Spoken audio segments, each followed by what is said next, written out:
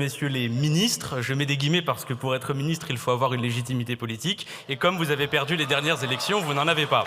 Bonjour à la majorité de Macron, je me tourne donc vers le Rassemblement national, puisque vous soutenez le budget du gouvernement de Macron, vous refusez de censurer le nouveau gouvernement de Macron, vous refusez la destitution d'Emmanuel Macron, et je dis juste ça comme ça, mais si le Rassemblement national n'existait pas, ça ferait bien longtemps que la France insoumise se serait débarrassée de ce qui nous sert de président de la République. Mais ce n'est pas de vous dont on va parler aujourd'hui, puisqu'on va parler de la branche famille de la sécurité sociale, on va parler des crèches, on va surtout parler du scandale des crèches privées, puisque, je le rappelle, Aurore Bergé est accusée d'avoir pactisé avec les lobbies des crèches quand elle était ministre, au moment où étaient révélés au grand public les scandales de maltraitance de bébés dans les crèches privées.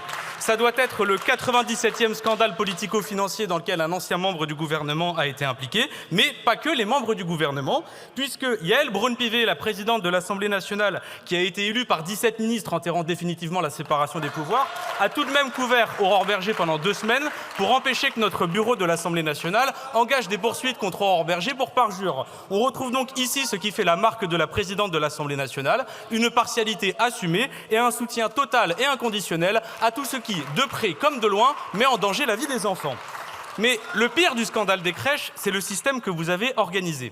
90% des places qui ont ouvert ces 10 dernières années sont des places en crèches privées. Ces crèches privées sont possédées par des fonds de pension britanniques et américains qui ne cherchent qu'à faire de la rentabilité. Alors, ils font des économies. Ils font des économies sur les couches, ils font des économies sur la nourriture, ils font des économies sur la masse salariale. Ce qui fait que les salariés qui ne demandent qu'à bien s'occuper des bébés n'ont pas les moyens de faire correctement leur travail. Alors, la question qui est au cœur du scandale des crèches, c'est qui est responsable ? Regardez-moi bien droit dans les yeux, monsieur le ministre. Vous êtes responsable. Parce que 80% de l'argent qui finance ces crèches et qui finit dans les poches des fonds de pension, c'est de l'argent public, c'est de l'argent de l'État. Quand j'ai demandé à votre administration, la CNAF, ce qu'ils pensaient de votre système de financement, ils m'ont répondu un document comptable en me disant « Nous avons atteint nos objectifs ». Les objectifs que vous fixez, monsieur le ministre. Entendez-moi bien. Tant que vous ne sortirez pas le secteur de la petite enfance du secteur privé, pour à la place investir massivement dans un service public de la petite enfance qui offre des places à tout le monde et dont le premier critère est la qualité de l'accueil de l'enfant, ce qui implique de le sortir du privé parce qu'on ne fait pas de rentabilité sur ces sujets-là. Tant que vous ne ferez pas cela, vous ne serez pas seulement responsable, monsieur le ministre, vous serez complice, tout comme Aurore Bergé a été complice. Enfin, je ne peux pas terminer mon discours sans parler des femmes. Celles qui devaient être la grande cause du quinquennat Macron et qui sont en réalité les exploitées de sa politique. Ne nous racontons pas d'histoire. La privatisation du service public de la petite enfance, le manque de places qui en résulte, ce sont les femmes qui le payent. 160 000 parents s'arrêtent de travailler chaque année, faute de place en crèche pour s'occuper de leurs enfants. Majoritairement, pour 95% d'entre elles, ce sont des femmes.